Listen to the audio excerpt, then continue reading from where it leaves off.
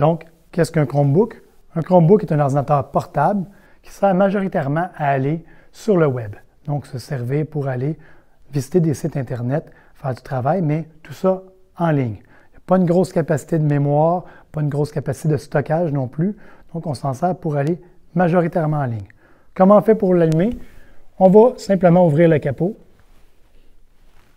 En ouvrant le capot, pas besoin d'appuyer sur rien. L'affichage va se faire directement.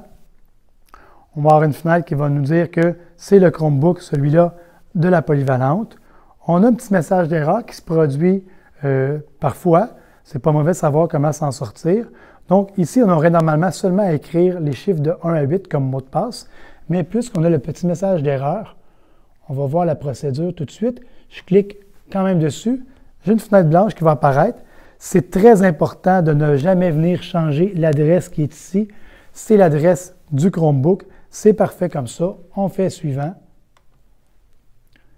Et on va venir entrer les chiffres de 1 à 8, notre mot de passe, et faire suivant. Ça va nous permettre d'entrer dans le Chromebook.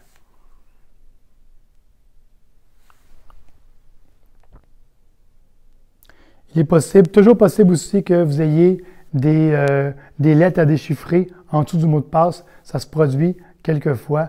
Donc, on rentre, les lettres sont un peu tout croche, on les rentre comme il faut et on rentre dans le Chromebook après. Vous allez arriver à une page qui ne devrait pas être celle-ci, qui va plutôt être une page qui va ressembler à celle-ci.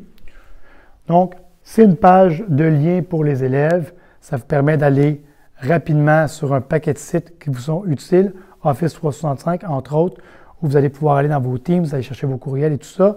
Et vous avez un paquet de sites de référence, le site de la polyvalente, un site d'aide au niveau technologique pour vous et un paquet de sites qui peut vous servir dans différentes disciplines. Mon Chromebook a une très bonne autonomie, une dizaine d'heures, donc on n'est pas obligé d'être toujours branché, on aime ça comme ça.